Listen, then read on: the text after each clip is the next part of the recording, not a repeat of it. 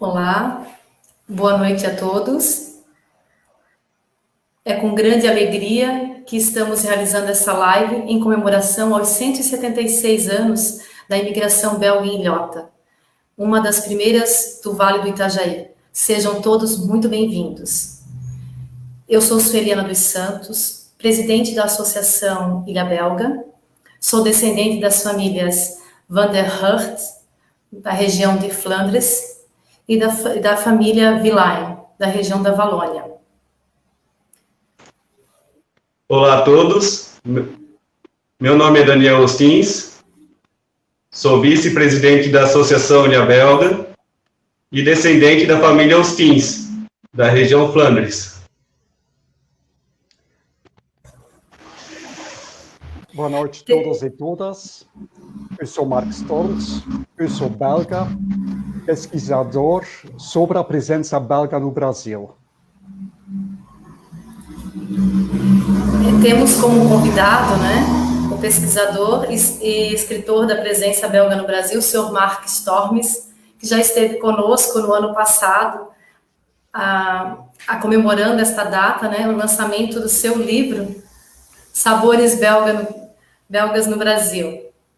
Então, o senhor Mark já fez a sua apresentação, gostaria de complementar mais alguma coisa, senhor Mark?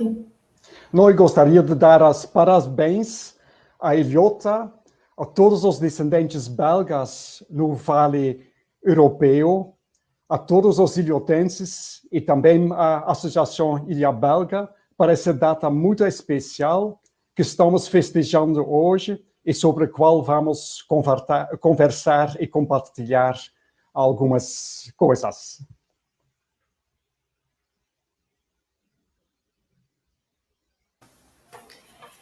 Este ano nós tivemos que nos reinventar, foi um ano de grande mudança mundial, mas estamos dando andamento nos nossos projetos e o calendário da associação.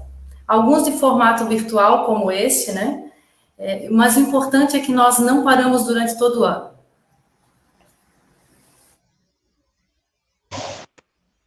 Então, para dar início à nossa live, essa conversa com o Mark sobre a nossa colonização belga aqui em Ilhota, também fica aberto a quem está nos assistindo, se queira fazer alguma pergunta para o Mark, e se tiver ao alcance dele, ele está disponível para respondê-los. Então, Mark, eu vou fazer algumas perguntas e vamos lá. Mark, o que aconteceu no dia 27 de novembro de 1844? Então, esse dia chegaram os primeiros colonos belgas no lugar que hoje é conhecido como Ilhota. Então, foram 90 colonos que chegaram no Vale do Itajaí, a sul, nesse local. A sua aventura começou muito antes. Eles desembarcaram no dia 24 de agosto do mesmo ano, 1844, em Ostende, na Bélgica. Então, foi mais de 2 meses de viagem. Eles pararam um pouco em Recife. Diversos livros, entre quais esse livro do Paulo Rogério Mais, publicaram a lista dos nomes dos belgas que fizeram essa primeira viagem. Os nomes também estão no site do Patrimônio Belga. Essa lista não dá exatamente o número de qual pessoas emigraram. São as pessoas solteiras, claro, são mencionadas com seu nome, e também os chefes, na maioria masculinos, de família. Alguns com indicações com família, mas sem muitos detalhes. Descobrimos recentemente uma outra lista. É um documento chamado État nominatif dos colons embarqués à Bruges au bord du Brigue belge e destination pour la province de Sainte-Catherine do Brasil. Então, um documento em francês que já nos indicou que o barco, na verdade, saiu de Bruges. Bruges é muito perto de Ostende. E essa lista é bem diferente. Essa dá uma lista de 114 nomes de pessoas de 40 até recém-nascidos, e a indicação no final que uma pessoa não embarcou porque ele estava doente. Há gravias diferentes entre as duas listas, então até hoje no dia a gente não sabe exatamente quantas pessoas entraram no barco. As notícias da época, no site publiquei algumas notícias, falam deve ser entre 110 e 114. O que sabemos é que eles chegaram em Rio de Janeiro em 31 de outubro do mesmo ano, 1844, com 109 colonos. O barco saiu lá 10 dias depois. 2 colonos ficaram no porto de Rio de Janeiro. O barco entrou em Destero, era o nome do capital da província de Santa Catarina, que hoje é Florianópolis, e lá foram recebidas pelo cônsul honorário Charles Sheridan. Mas lá já começaram algumas divergências, algumas discussões. É só lá que os colonos saberam que alguns contratos que eles assinaram na Bélgica não foram honorados porque o pessoa que deu a iniciativa para essa expedição não tinha um contrato assinado com o governo brasileiro. Então, só 90 pessoas saíram de Destero em direção de Ilhota e chegaram no dia 27 de novembro de 1844. Então, Mark, a gente sabe, né, que a Bélgica são 3 regiões muito bem definidas. Essa colônia belga é natural de todas as regiões ou uma região predomina? Então, o livro de Paulo Rogério, que já mostrei, Paulo Rogério Mais, falou que a colonização flamenga em Santa Catarina, que não é totalmente correto. Primeiro, dos nomes que eu descobri na lista contém onde eles nasceram e onde eles viveram. 4 pessoas que estavam no barco nasceram na Alemanha, entre os quais o vice-diretor da colônia, o senhor Isler. Então, a maioria era belga. É correto que a maioria das belgas vem das províncias que hoje são conhecidas como Flandria. Na época, ninguém fala muito sobre Flandria, Bruxelas, Valônia. É um conceito muito mais novo, a partir dos anos 1970. Então, eu devo fazer uma outra observação. Eu não sei se todos os ouvintes sabem que a Bélgica é um país recentemente independente. Aconteceu só em 1830. É mais novo que o Brasil. E as pessoas que entraram no barco nasceram muito antes da independência da Bélgica. Então, a maioria nasceu em 1800, 1815, e na época a Bélgica era ocupada para a França. Então, até hoje, no dia, de vez em quando, eu recebo e-mails das pessoas dizendo que meus antepassados eram franceses. Não, eles nasceram na Bélgica, ou nos lugares que hoje são cidades belgas, mas durante a ocupação francesa. E ainda para complicar a história da Bélgica, depois que Napoleão foi derrotado em Waterloo, em 1815, a Bélgica fez parte, junto com a Holanda, ou com os Países Baixos. Então, durante 15 anos, as pessoas nasceram, que pode ser chamado Países Baixos, Holanda ou não. Então, dá para fazer alguma confusão. A confusão também, porque muitas certidões dessas pessoas, certidões de nascimento, certidões de casamento, foram escritos na língua que foi usado na época que eles nasceram. Então, eu encontrei documentos em francês, mas também em holandês. E, ainda para dificultar mais, é uma curiosidade, e por isso eu vi muitas diferenças entre datas de nascimentos nos diferentes documentos que eu li. Uma curiosidade é que, durante a ocupação francesa, os franceses usaram um calendário que é chamado um calendário revolucionário francês, que não é o mesmo como o nosso calendário gregoriano que estamos usando hoje. Então, as datas de nascimento ou dos outros documentos estavam escritos em uma coisa muito diferente o que nós conhecemos hoje no dia. Então, a maioria vem da Flandres. Dá para mostrar uma mapa, eu criei uma mapa que é ligado às cidades de origem, de nascimento dessas pessoas. A mapa fica no site do Belgium Club. Não sei, Daniel, se dá para mostrar para as pessoas. E todo mundo pode ir lá, pode focalizar, pode entrar, clicar nas diferentes cidades. É outro link. Isso.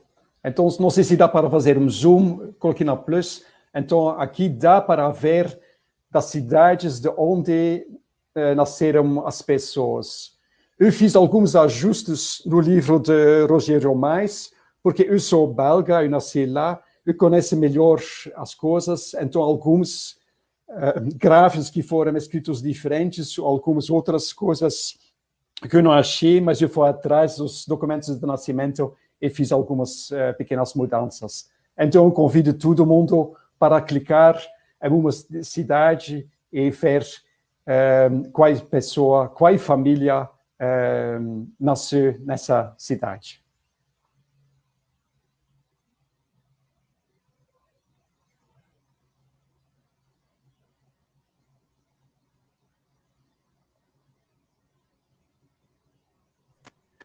Então, Marco, a colônia belga em Ilhota, ela veio só em 1844? Não, não. Tive outros entradas de grupos de colonos. A maioria chegou lá. Até hoje eu encontrei mais ou menos 165 pessoas que migraram da Bélgica em diferentes ondas. A maioria chegou lá, mas havia um segundo barco, o barco chamado Adèle, e sua família, Daniel, estava nesse barco, se não me engano. Ele saiu de Antuérpia, de um outro porto, no dia 30 de maio de 1846. Então, eles chegaram 2 anos atrás. Éramos 25 belgas liderados por Pierre Van Loo. E com esse barco chegou uma outra pessoa que teve uma rua com seu nome, da família, o Luís Mabe. E 10 anos depois, ele convidou seu pai, seu irmão e sua irmã, junto com a futura esposa do irmão, para vir, para migrar para a região de Ilhota. Ele escreveu para o Dr. Blumenau e tive a ajuda do Dr. Blumenau. Essa família viajou com um barco com outros alemães, o barco Walter. E, alguns anos depois, um outro Mabe, o Charles Louis, chegou também. E, em 1886, ainda chegaram 13 belgas com o barco Pascal. Era 6 da família Rory de Sutter, que era casado com uma pessoa que já morava como colona, a filha do colono Charles-Louis Van Dale.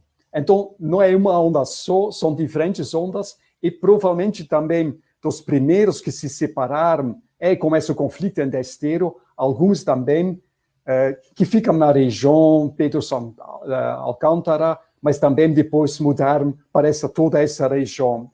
Eu não gosto muito de chamar só Ilhota. Ilhota não existe na época. Era toda uma região que vai até Gaspar, quase até Blumenau. Então era mesmo um vale europeu e, como a Sueli já fez na entrada, os belgas eram, nesse sentido, os pioneiros para o Vale do Rio Itajaí-Açu.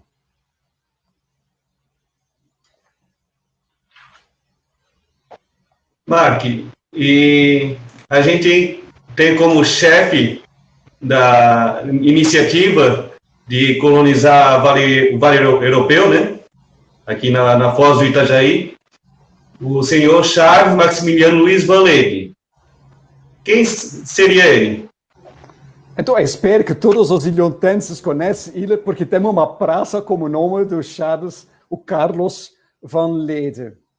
Então, ele é o personagem central da colonização belga em Ilhota. Ele nasceu em Bruges, 1801, então durante a ocupação francesa, e estudou em Paris, provavelmente engenharia. Alguns autores fazem referências, eu acho que só fiz a propedeuse, porque não achou em nenhuma universidade registros que ele saiu com o diploma. O que sabemos é depois ele foi para a Espanha, fez serviço militar. Na luta pela independência da Bélgica, ele voltou para a Bélgica, tem traços sobre o pequeno papel que teve lá durante a luta para a independência em 1830. E depois ele foi enviado em missão militar para o México. E lá começou sua aventura, a primeira aventura dele na América Latina. Ele prestou serviços em Argentina e em Chile. Ele era lá envolvido na construção de pontes e portos. Ele ganhou algumas medalhas para o serviço que ele fez. O que é importante a mencionar é que seu irmão, sobre o qual a gente ainda não lê muito nos livros aqui, que seu irmão era cônsul honorário do Brasil em Bruges. E seu irmão fez comércio, ele importava produtos brasileiros na Bélgica e exportava produtos belgas para o Brasil. Então, eles tinham lá também uma sociedade comercial de Bruges, e Charles vai prestar serviços para essas sociedades. Ele partiu no fim de 1841 para o Brasil e foi uma das primeiras para fazer uma viagem quase científica em Santa Catarina, para avaliar o solo e as florestas. Ele desenhou mapas muito detalhados. A Biblioteca Nacional guarda uma das mapas, as pessoas podem encontrar esse mapa lá. É uma coisa maravilhosa, bem detalhado. Ele tinha também um diário onde dá para ler a primeira dia que ele assistiu de longe, Ilhota, a ilha dentro do rio Itajaí, a ilha que desapareceu depois com as enchentes. Então, e nessa viagem, nasceu ou alimentou a ideia dele de um grande projeto colonizador. E, bem cedo, ele entrou em contato com o governo imperial brasileiro, assinou um contrato provisório que nunca seria ratificado, mesmo após adaptações e coisas. E por isso ele decidiu para comprar terras no Vale do Rio Itajaí em diferentes momentos. E ainda estou com dúvidas como precisa interpretar as datas quando ele comprou essas terras.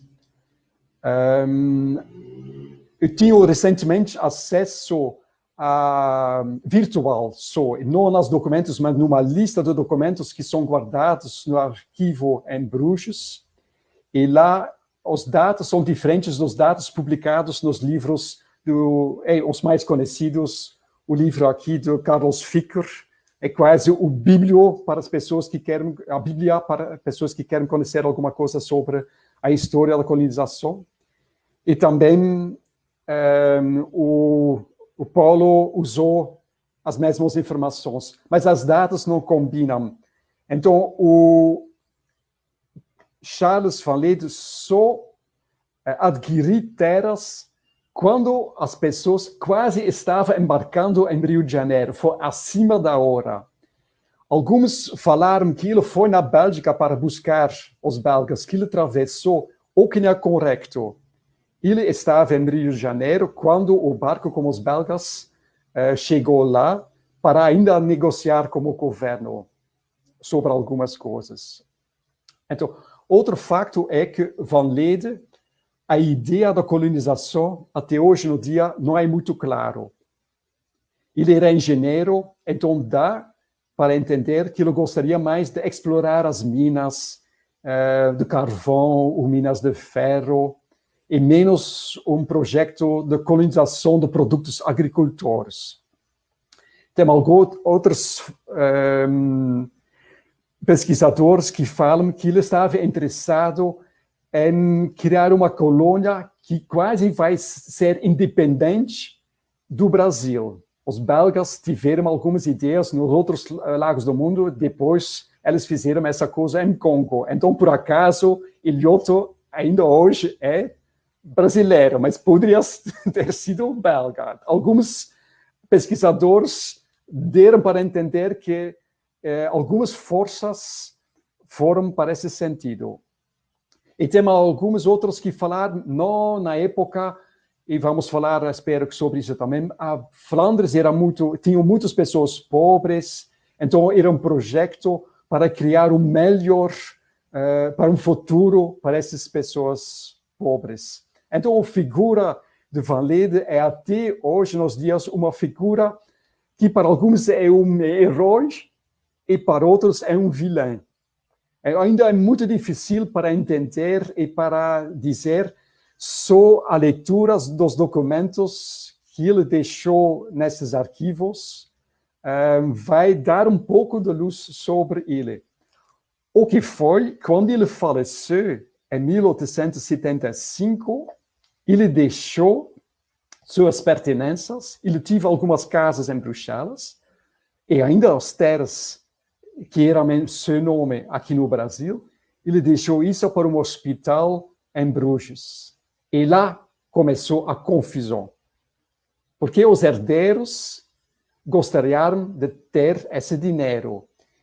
E o Paulo Mas faz uma leitura muito detalhada sobre tudo que os belgas, os colonos belgas, que cuidam de suas terras durante anos depois da saída do Van Lede e da saída dos outros diretores, quase eram ameaçadas para perder suas terras. Tinha um confronto com o agrimensor que gostaria de medir as terras dos belgas. As belgas se revoltaram e pegaram o agrimensor, jogaram ele com todo o seu material dentro do rio Itajaí. E aí o exército não, depois do exército, mas a polícia interveniu. A gente só sabe muita coisa da história por causa dos acidentes ou dos incidentes. Eles são relatados dentro dos jornais da época ou dentro das coisas jurídicas. Mas a história vale a pena para ler, é emocionante. Mas é triste do mesmo lado. Eu compartilhei uma carta de uma pessoa idosa que também foi ameaçada para perder a terra, a única propriedade que ele tinha para alimentar seus filhos. E ele foi preso durante 2 dias, e sem muita coisa justa, depois foi liberado. Então, a história da Ilhota é uma história com muita emoção também. São fatos históricos, mas tem fatos que explicam algumas coisas sobre a luta das belgas para ficar lá nesses lugares. E eles tiveram também, deve dizer, apoio dos outros chegados, os alemães, os italianos, não era só os belgas. Todos os imigrantes se reúnem para ficar lá com suas terras.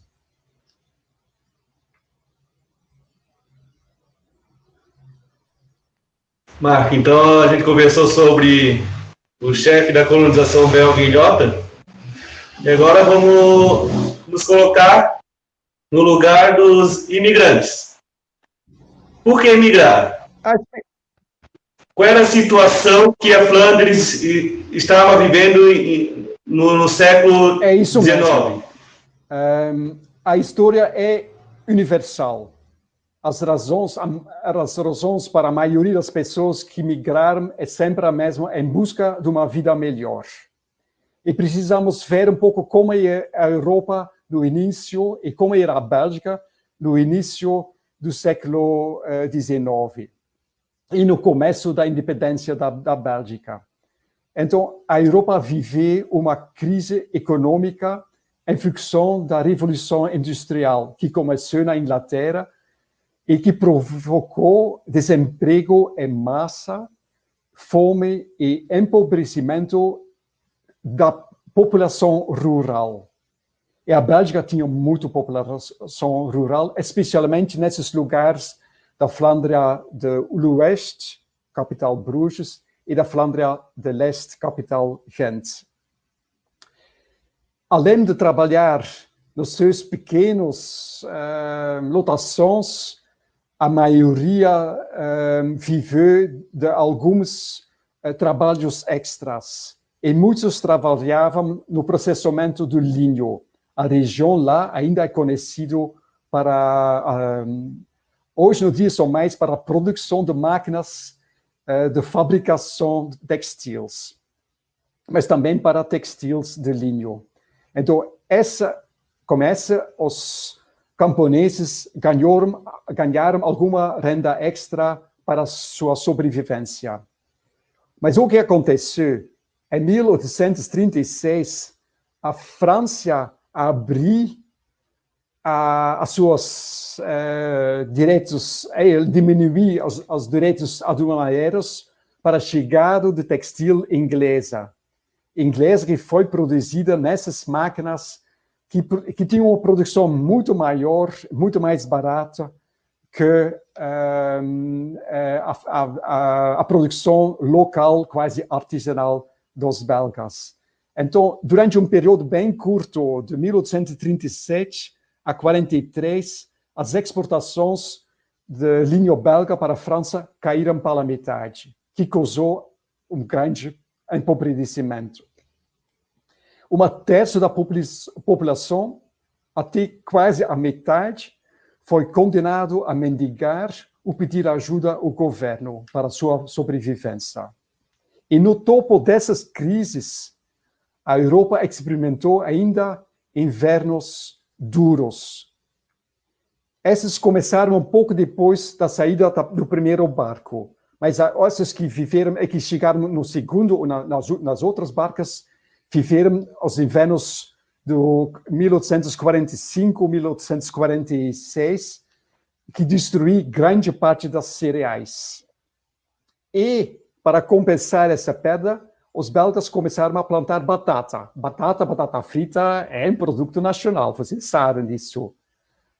Mas a produção não foi bem feita, foram doenças, muito da colheita precisa ter jogado fora, e ainda tinham outros desastres, porque doenças também reduziram para metade os cereais logo depois, e acima desse povo empobrecido, que era vivendo maus condições higiênicas, tinham ondas da doença do tifo e da cólera, que também causaram muitas mortes. Então, é por causa dessas circunstâncias que os belgas primeiro migraram não tão longe, eles migraram da Flandra para a Valônia para trabalhar nas minas de carvão, nas minas de ferro, ou migraram para o norte da França, também a região Roubaix-Lille, era uma região com muitas minas e muitos siderúrgicos na época. E outros migraram para as Américas. No total, são poucos belgas que migraram para o Brasil. Os pesquisadores acham que entre a dependência da Bélgica em 1830 até a Primeira Guerra Mundial, 1914, não vão ser mais de 5.000 pessoas que migraram. Então, em comparação com a migração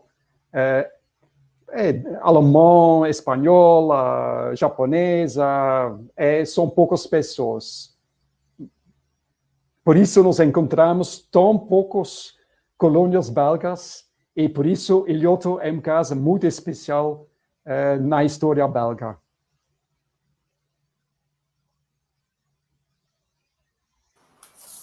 Então, Mark, agora nós falamos do passado, né? Tem várias histórias, né? São muito assunto para pesquisar, mas muito bem colocados os principais tópicos, né? E nós gostaríamos agora de falar um pouquinho do presente, né? Sabemos que você está fazendo um serviço de investigação, de pesquisa, encontrando muita coisa, e gostaríamos de saber quais as suas últimas descobertas em relação aos imigrantes belgas. Então, são bastantes novas descobertas do último ano. O Covid não é um tempo muito agradável, mas para um pesquisador, e hoje em dia, graças às ferramentas digitais, dá mais tempo para fazer algumas coisas, porque sempre faltou tempo.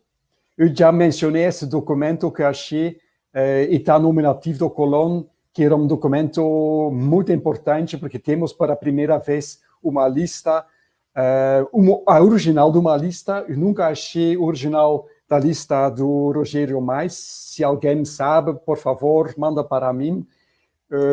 Na época, o Rogério publicou uma cópia no site dele, mas a resolução é tão baixa que não dá para amplificar muito para ver os últimos detalhes.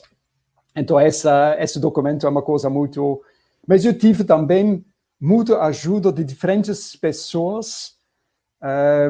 Eu tenho um super investigador que chama Gustavo Pedroso.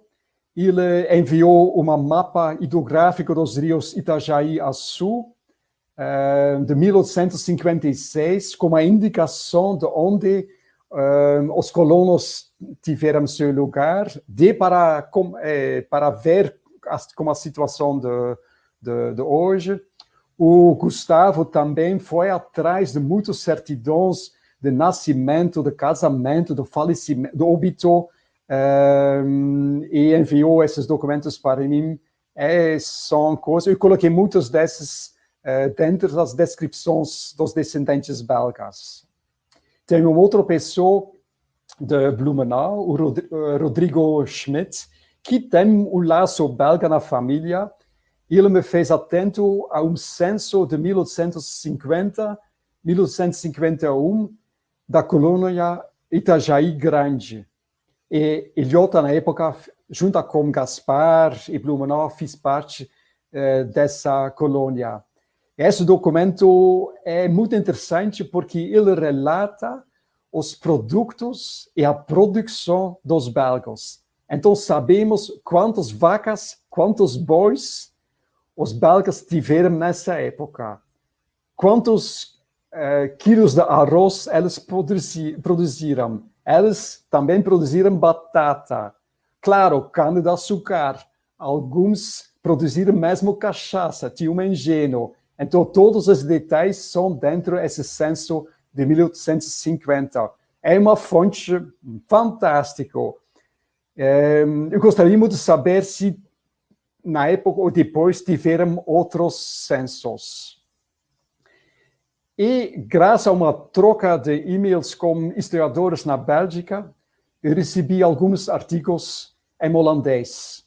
Artigos que nunca foram estudados para os pesquisadores brasileiros. Eu acho que para falta de conhecimento dos artigos e falta da minha língua materna.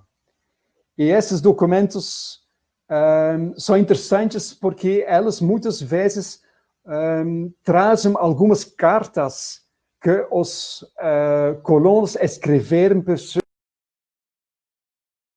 Então, algumas dessas cartas eu já compartilhei no Facebook da associação. O Daniel, o Sueli, já choraram com emoção do que eles leram sobre parentes. Então, essas coisas são a topo da bola. Essas coisas são muito, muito bom.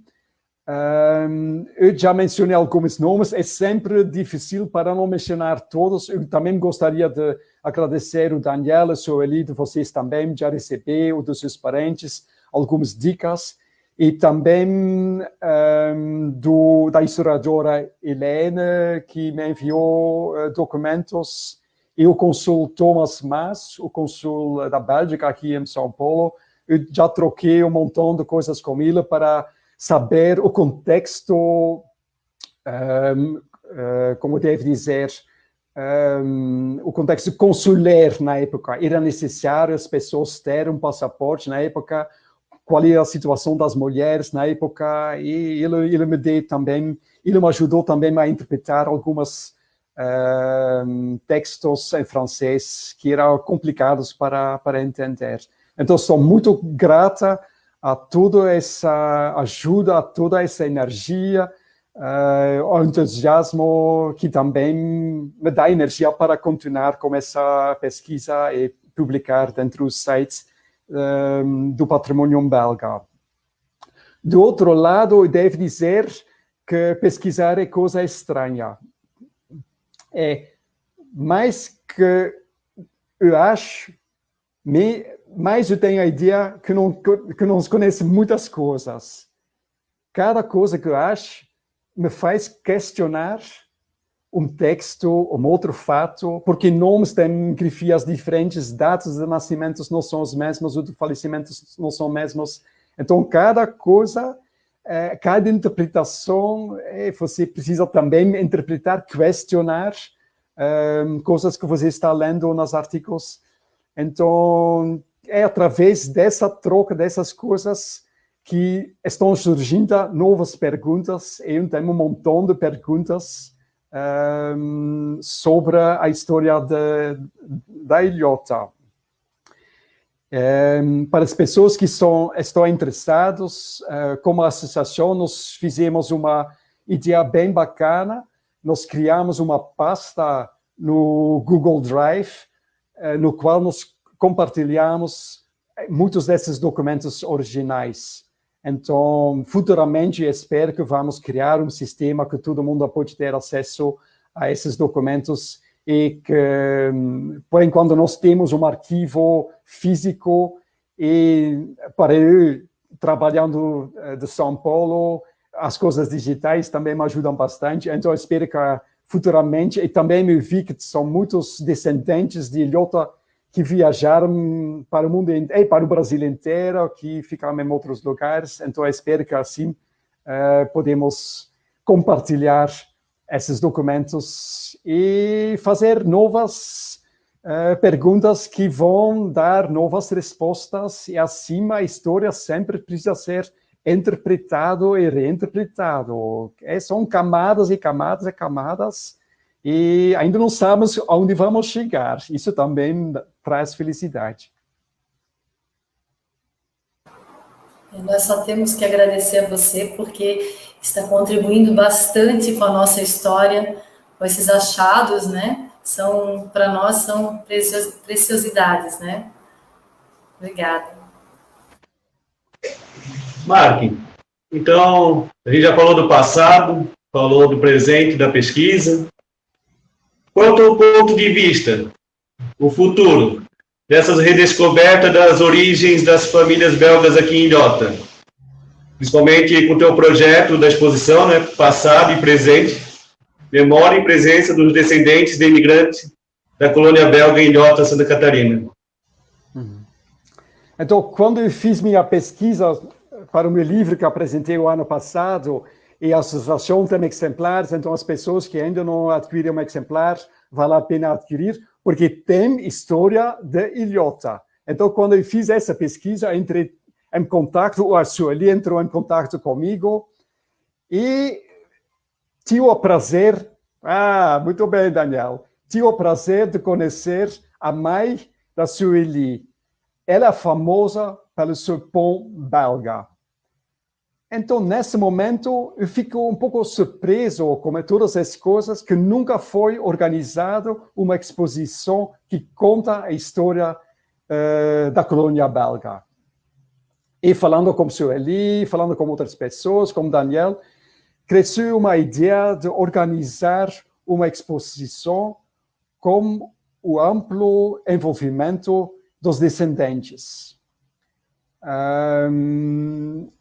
Nós transferimos essa ideia dentro de um projeto que foi apresentado. Eu já tinha experiência de projetos para a Lei Rouanet, esse livro é um produto da Lei Rouanet.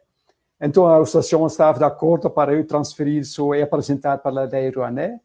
Ficamos muito felizes que o projeto foi aprovado e, assim, nós tivemos a oportunidade de atrair patrocinadores, são empresas que precisam pagar impostos sobre seus lucros e que podem deduzir partes desses impostos para ajudar projetos aprovados pela Lei Rouanet. Então, nós esperamos que vamos conseguir até o fim de ano atrair alguns patrocinadores. Se entre os ouvintes tem pessoas que trabalham com empresas que pagam impostos sobre lucro real, por favor, entre em contato com a presidente da associação, ou comigo mesmo, ou com Daniel. Todos nós três temos os detalhes do projeto. Esses detalhes também são publicados no site oficial da Lei Rouanet. Então, qual é a ideia do projeto? Então, a ideia do projeto é mostrar para a população, já falamos com o vice-prefeito na época, tivemos a oportunidade provavelmente de usar a Casa Belga para criar lá uma exposição que vai falar sobre alguns assuntos que nós abordamos hoje, o Charles Van Lede, a origem das famílias belgas, sobre o qual nós não falamos hoje, a viagem da Bélgica ao Brasil, a chegada e o desenvolvimento da colônia, e também fotos e objetos do patrimônio imaterial e material dos antepassados. Já tivemos algumas pessoas com qual nós tivemos contactos. A Sueli, recentemente, também recebeu fotos maravilhosas das pessoas que ainda têm vestidos que foram trazidos, uma estátua de uma santa que foi traduzido pelos antepassados. Então, a gente está já começando. Então, nós gostaríamos de convidar também outras pessoas que têm material para emprestar isso temporariamente. Não precisa fazer uma doação, só emprestar temporariamente para expor isso na Casa Belga. Vamos também, dentro do projeto, trabalhar para criar árvores genealógicas. O Daniel já está envolvido com a programação e já conhece como funciona a Family Search e essas coisas. Então, já temos técnicos bem preparados. Gostaríamos também de ter um outro projeto de usar vídeo para captar alguns depoimentos de preferências das pessoas mais idosas, sobre como era o passado, o que eles fizeram na roça, o que eles comeram, se eles ainda conhecem algumas comidas, canções, danças, músicas que podem vir dos antepassados. São muitas gerações, mas sempre traz alguma coisa. Então, são todos esses elementos coisas que vão ser visuais, coisas que vão ser mais orais, que gostaríamos de colocar junto dentro de uma exposição, que quando tudo dá certo e quando o corona fica muito longe de nós, esperamos de abrir a exposição, acho que no fim de julho, até 27 de novembro, essa data bem especial, em 2021, em Ilhota, e a ideia é que depois a exposição também pode viajar para outros lugares no Brasil. Eu já sei que São Paulo está muito animado para ter a exposição aqui nessa terra. Então, eu só convido as pessoas que têm alguma coisa para entrar em contato com a associação ou com mim mesmo, patrimoniobelga.com.br. Lá tem um pequeno formulário que vocês podem encher. Temos meios no Facebook, tem muitos meios hoje no dia para comunicar. Então, mas é um projeto, se tudo dá certo, claro, vai depender da captação de patrocínios, mas a gente está torcendo que vamos chegar lá.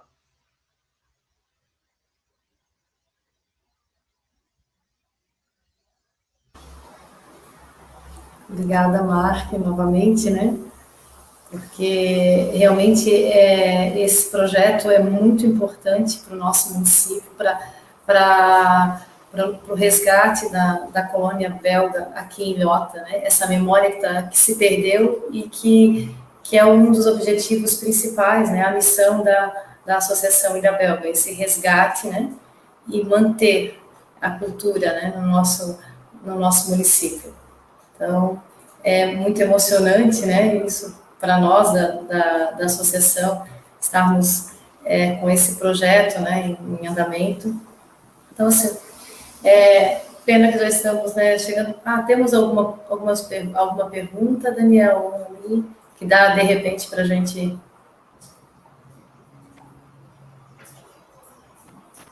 Então, eu vejo aqui a historiadora Elaine pergunta, Mark, sobre a imigração belga por Açores. Tens algo a acrescentar? Sim, isso é uma história muito mais antiga. É na época que a Bélgica fez parte da Espanha. Também a Bélgica é complicado falar do passado, porque as fronteiras são bem diferentes que as fronteiras atuais.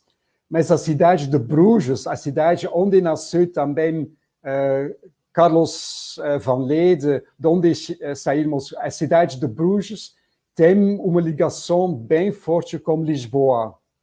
Tinha muitos empreiteiros, tinha muito comércio entre Lisboa e entre Bruges. E na descoberta e no desenvolvimento dos Açores, estamos falando do século XVII, os belgas, em especial as pessoas de Bruges, tiveram um papel bem, bem grande. Então, são muitas ilhas, em algumas ilhas, eles introduziram, na época, esses molinhos, na Ilha da Faial ainda tem esses molinhos de vento que são tipicamente flamengos. Em outros, eles introduziram um tipo de carro de bois, que também é uma coisa flamengo. E ainda tem a renda, o brilho de renda, que é famoso nos Açores, e todo mundo sabe que dos Açores chegaram, acho que mais de 1000 imigrantes para Florianópolis e arredores. Então, é bem provável que a origem da bilha de renda que ainda existe nessa região é Flamengo. Eu vou mostrar aqui. Tem um livro do Patrick Masselis, onde figura também Ilhota. Ilhota está descrito aqui. E esse tem também todo um relato sobre as Açores e como as pessoas podem ler as Açores na época foram chamadas as Ilhas Flamengas. Então, tem bastante história. Então, é totalmente correto que a relação, se é colonização, eu não devo dizer que é no sentido colonização, é mais integração que foi feito lá. Marco, Gustavo Pedroso pergunta assim. Gustavo, oi, como vai?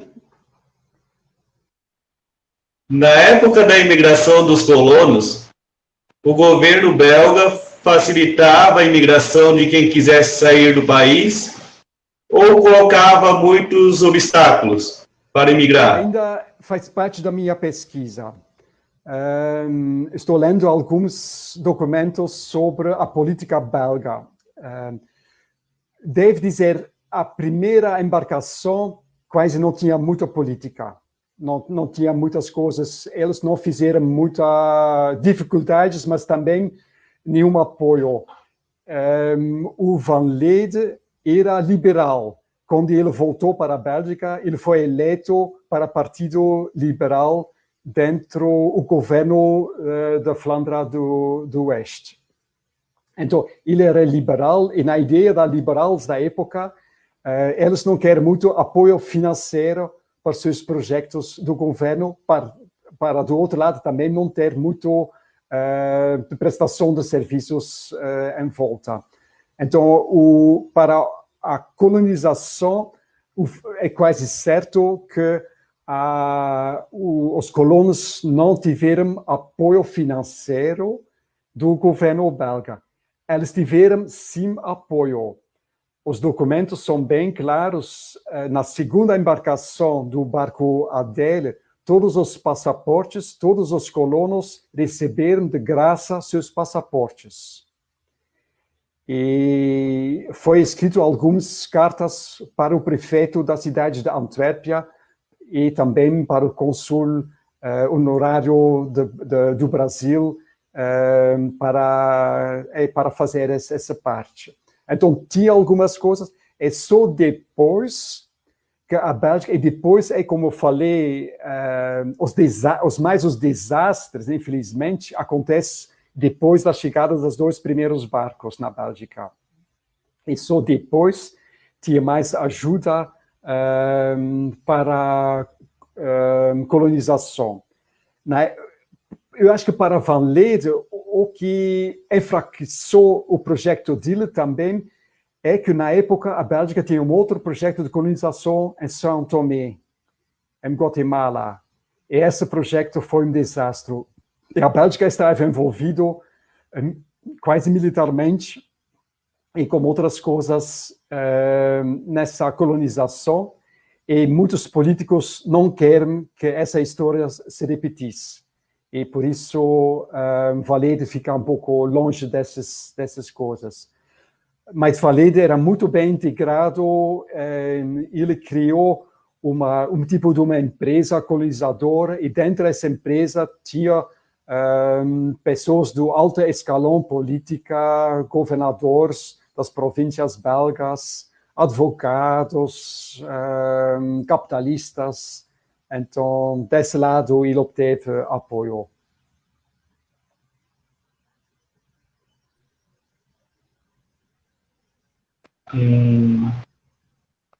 Aqui, Mark.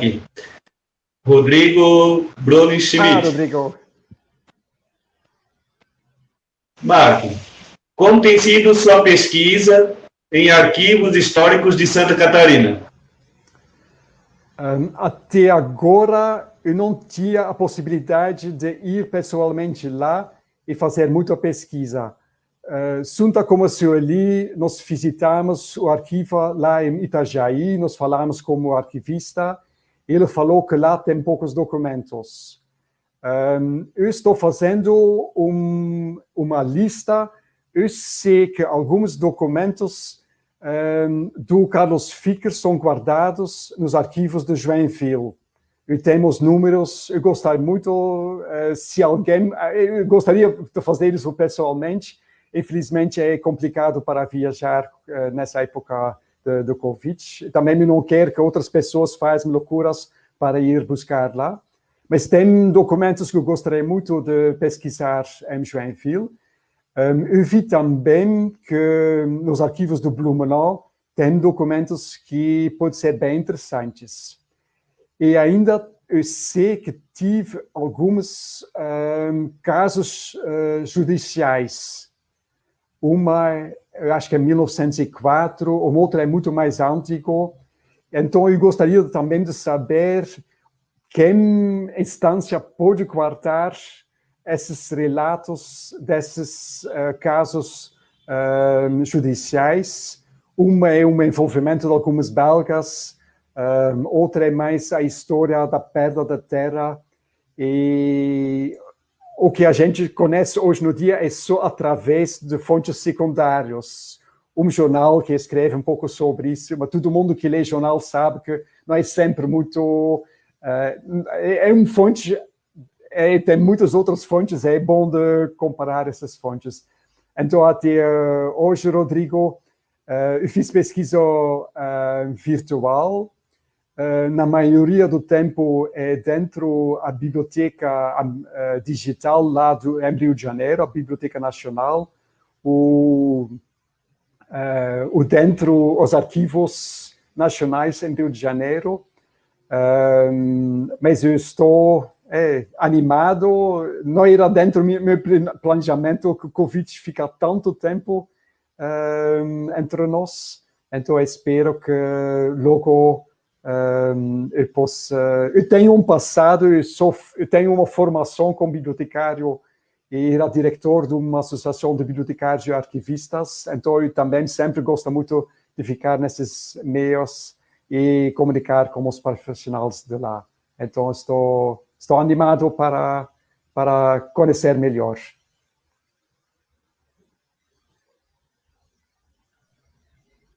Então, as perguntas seriam essas. Sueli? Então, chegamos ao final, né, do nosso bate-papo aqui. Nós queremos agradecer a participação especial do Sr. Marcos Tormes, né, pesquisador, para nós um grande amigo, né, e que prontamente aceitou o nosso convite, né, a participação de todos vocês que estão nos assistindo, ao Daniel, né, a toda a diretoria da Ilha Belga, aos nossos associados, né, da Ilha Belga, ao Consulado Geral da Bélgica em São Paulo, ao Consulado Honorário da Bélgica em Santa Catarina, que sempre estão abrindo as portas para nós, sempre muito atenciosos. Nosso muito obrigado mesmo.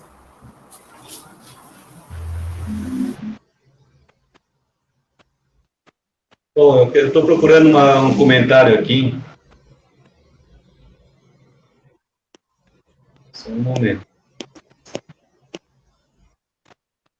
Não vou citar o nome, porque eu não sei dizer se é Karine ou é o Marcos, que escreveu. Tem informações e histórias sobre a família Van der Gust? Então, essa família é a família da presidente da Associação Ilha Belga, a Sueli.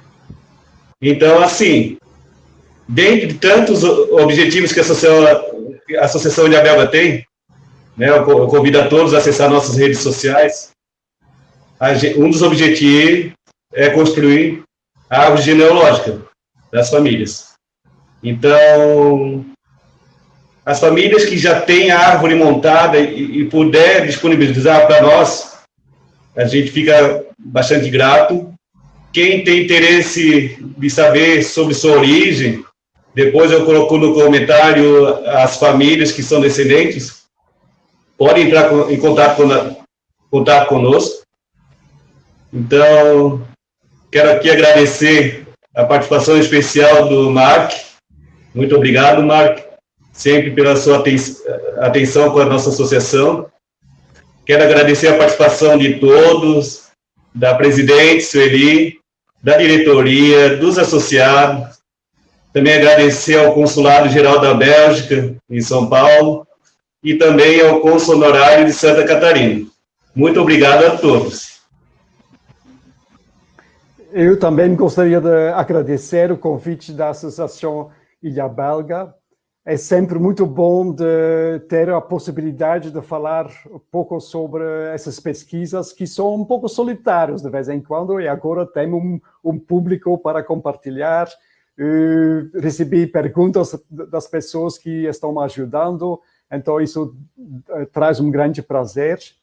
Claro, ano passado eu tinha o prazer também de estar em Ilhota mesmo, de encontrar mais de 150 descendentes belgas, de comer comida belga, foi fantástico a festa, todas as emoções e essas coisas. E esperamos que o ano que vem podemos repetir isso na abertura da exposição sobre a história emocionante, interessante, divertido da Ilhota. Foi um grande prazer. E para celebrar, eu fiz uma receita da gelatina belga, não sei se dá bem para ver. A receita está no livro, então é gelatina belga, por isso, Ana, também nós estamos celebrando o centenário da visita do rei Alberto e da rainha Elizabeth ao Brasil. Então, um grande abraço para todos. Mais informações estão no site do Belgian Club.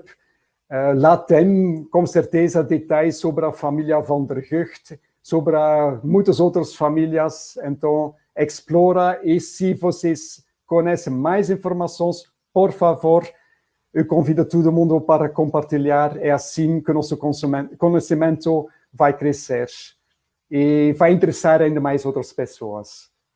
Boa noite para todos. Boa noite a todos. Boa noite. Saúde. Obrigada a todos. Merci.